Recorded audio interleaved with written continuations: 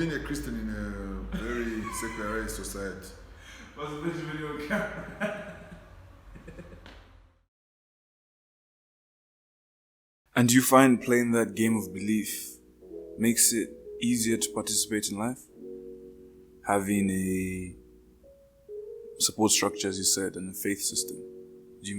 Does it give you more visible, actionable steps as far as when you come to crossroads? Yeah, it does. It does. Yeah, it informs. And because having fundamental beliefs informs your decision-making systems and how you make those decisions. Now, for as long as you live on earth, and I think for as long as you live, you will always have to make decisions. But the question is, what is the filter that you filter those decisions through? And having a relationship with God, placing your trust in God, working with Him, becomes the major filter through which you filter every decision that you make. Yeah. Wow. And it changes how you make those decisions. It informs how you make those decisions. So for instance, now, if I have to make a choice regarding my sexuality, Right. firstly I realize that I'm in a relationship with God, so I have an obligation towards God. And part of that obligation requires that I carry out myself in a chaste and honorable way, that I maintain sexual purity. Not because God doesn't want me to have fun, or not because God doesn't want me to have pleasure, but because there are fundamentals that God put in place, and I live by those fundamentals now. So sex is for marriage, sex is for covenant. God loves my wife, and He doesn't want to see her hurt. And my going out of that covenant to go and explore sexually beyond that will hurt her. And so my obedience to God is not just for the benefit of God. I'm not remaining sexually pure because I just want to please this God who's hard to please. Right. I'm remaining sexually pure because my actions affect other people.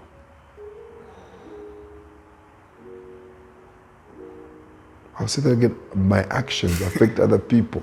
Actions do have consequences. Yes, they do. And so I'm making choices for God. Not because I want to win His favor, but because I realize that every choice that I make has a bearing on eternity and on other people. And so, for instance, when God says, "Do not steal," it's not because He doesn't want you to. It doesn't want you not to have. Yes. No, because God honors what belongs to other people. God honors other people. And so my stealing from them is a dishonor. It hurts them. When God says, "Do not lie," it's not because, again, He's a fun killer. No. Lying distorts trust. Right. And where there is no trust, there's no basis for relationship. And then when there's no relationship, we can't thrive in the world. And those are the fundamental principles that the world lives by. Right. When you show up at the airport at Heathrow and they ask you where are you from, and you tell them, "I'm from Lusaka," I take it the immigration officer that's asking you that question wants you to be telling them the truth. 100%. Yeah.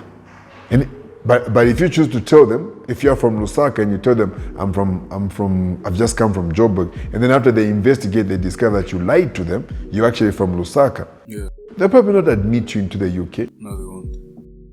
It's got nothing to do with Christianity. It's got nothing to do with religion. Social wisdom. It's got everything to do with the fundamental basis of trust, that there can be no relationship where there's no trust. So when God gave the Hebrews the 10 commandments, thou shalt not lie, he was looking many years ahead and giving us guiding principles upon which we live our everyday life. Tell the truth, because the truth is the basis of trust. When I can trust you, then we can relate. And if we can relate, then we can live in a more harmonious, more productive world that meets your needs and my needs are met. I want to delve into your personal truth. How have you married your relationship with God and that of your African identity? Because I found there's some inconsistencies with our traditional belief systems and the system of, or rather the new adoption, relatively speaking, of Christianity into our life. Firstly, is to understand that Christianity is not Western. The moment you realize that Christianity is not Western, you'll be liberated. So if Christianity is not Western, it also means that Christianity is not African. Christianity is not Chinese, neither is it Indian. No, it is not. Then you are liberated from that. Right. So there is no obligation on you to adopt Westernism for you to become a Christian. Christianity is beyond Western culture or African culture or Indian or Asian or Chinese, or from whatever prism you choose to look at it from. It's beyond that. So how do you reconcile the two? Firstly is that one is supreme and fundamental, and that is the Christian principle, the Christian ethos, the Christian message. So you're a Christian first and foremost? First and foremost. That's how I began by saying I'm a child of God. In other words, I'm a Christian. Then everything else follows. I'm a child of God. I'm a follower of Jesus. I'm an African. Wow, I think some people disagree. So I make my Africanicity subservient to my Christianity.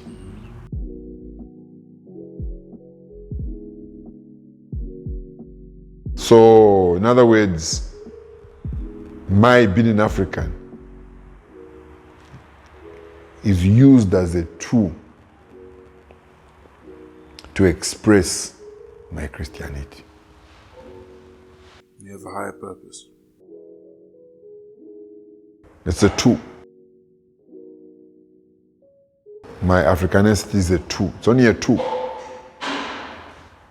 So if something breaks down in your home, you look for a tool. You just use the tool to fix it. So the tool serves the bigger purpose.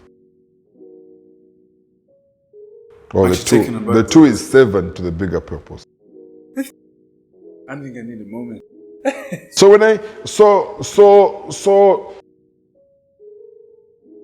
when I sing an African song, or when I look at my African customs and traditions and all these practices that we do, my first thought is, how can these serve my faith? And here's the thing.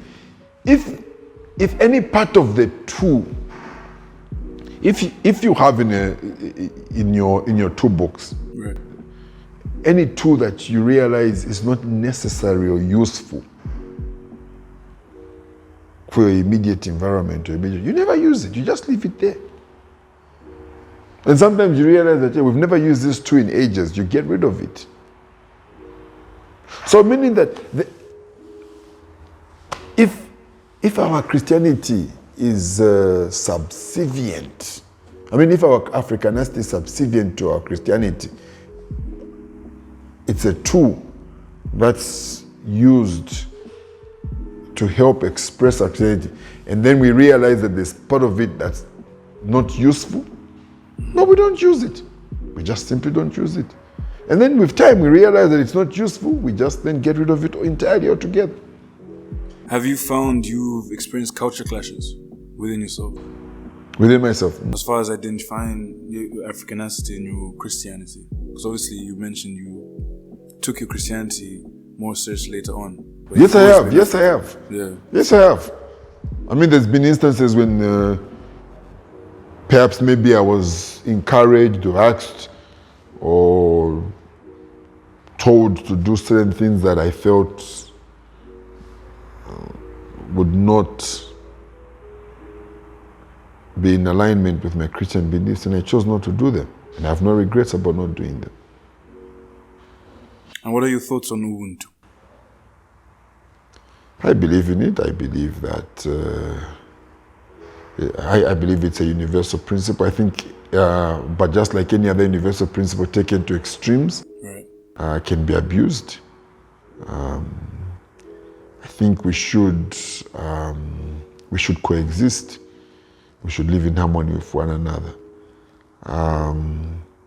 But the challenge is this: is that the people that advocate for Ubuntu,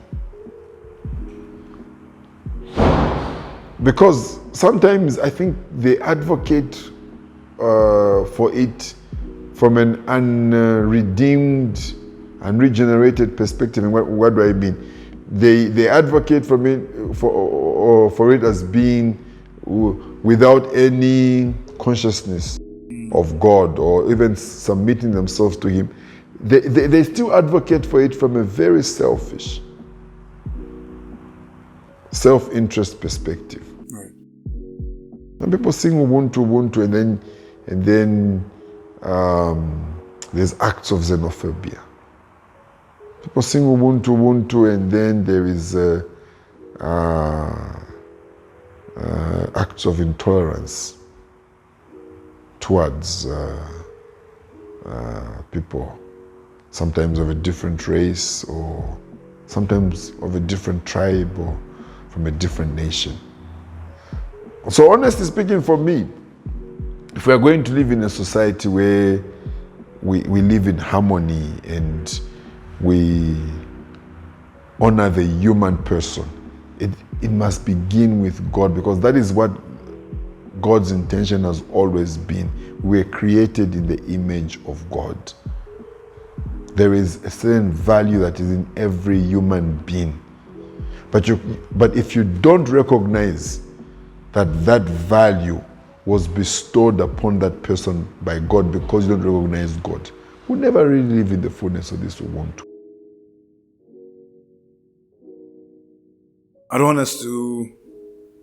We'll go on for hours at this rate, because you've piqued my brain and my interest. But do you have any message to those people with mistaken identity, struggling to marry the different parts of themselves, whether it's culture-wise, nation-wise, spirit-wise? And if you could kind of just tell people at home actionable steps for becoming a fully integrated individual in Christ. Yeah. First of all, the journey to becoming fully integrated is hard and it's long. And you spend a great deal of your time working and walking towards that. So don't beat yourself down if you feel less than. Truth is, you are not. Everybody has got aspects of themselves that they need to deal with. However, the three most important questions that any rational, logical, reasonable thinking human being must ask themselves before they die are: number one, who am I? Number two, why am I here? Number three, how then should I live the rest of my life? So my message to you would be: take time, pause to ask yourselves, to ask yourself these questions. Who are you? The question, who are you, deals with your identity. It deals with your origin. It deals with your makeup. And the only place where we can find our true identity is in our Maker, in our God. God created us in His image. He created us to be His children. You have the blueprint of God. You have God's fine print in you. You were created for much more than just this world. You're created for much more than just this space that you occupy.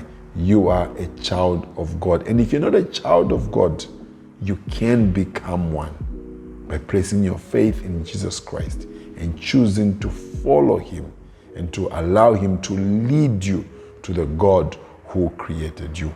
Who am I? Number 2, why am I here? That question deals with the aspect of purpose, your purpose in life. Why are you on earth? Why were you born in Zambia and not China? Why were you born in 2000 and not 1988? Why were you born in 2005 and not 1976? Why am I here? Again, the only other place that question can be answered fully is when you go back to the original blueprint, the masterpiece of your life. It's been given to us. Again, it leads us back to a place where we have a relationship with God. St. Augustine said it this way, that within us there is a hunger for God, and our souls are restless until they find peace in him. And then the last question is, how then should I live my life? Because once you've identified who you are and you've established that, and you've established why you are here, only then can you navigate the rest of your life. The steps that you take, the choices that you make, the decisions that you take, informed by who you are and why you are here. Thank you. So, do you have any shout outs? Do you know what to shout out? Well, yeah, I do. But who do I shout out to? To my wife, Mansa. 100%. Yeah, thanks. I hope she'll be watching. Or if you send us the link, we'll watch it too. Thank you So for hi, letting me Mansa. out. Thanks for watching. And shout out to... Does your grandmother watch the program? I like I it. think she watched it. Yeah, okay. So You like my grandma? shout out to your I'll let her grandmother. know. Yeah. Okay. Yeah, and shout out to... Who else watches your program? Okay, shout out to Miracle Life. Yeah, shout out to Miracle Life Family Church, and especially every major and impactor at Miracle Life Family Church. A big shout out to you guys.